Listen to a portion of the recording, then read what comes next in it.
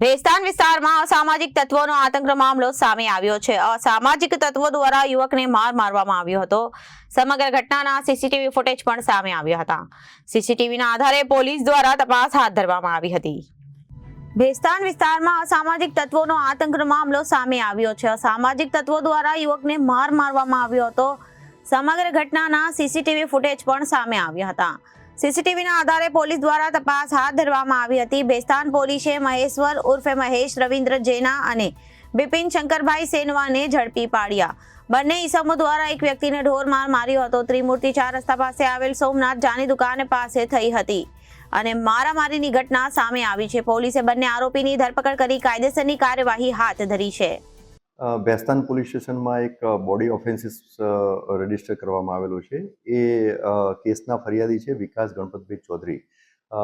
આ વિકાસ ગણપતભાઈ ચૌધરી અને એમના મિત્રો ધૂળેટીના દિવસે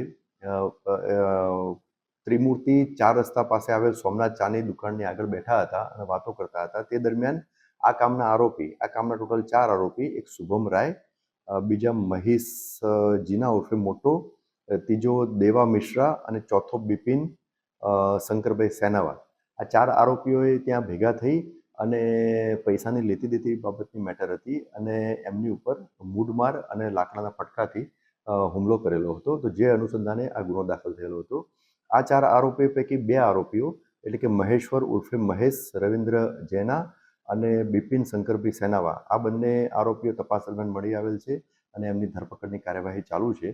અને બીજા 2 આરોપીઓ જે છે અત્યારે પોલીસ તપાસ દરમિયાન મળી આવેલ નથી, એ ફરાર છે। એમની તપાસ ચાલુ છે અને હાલમાં ગુનાની તપાસ ચાલુ છે। Bureau report, Janadesh news, Surat.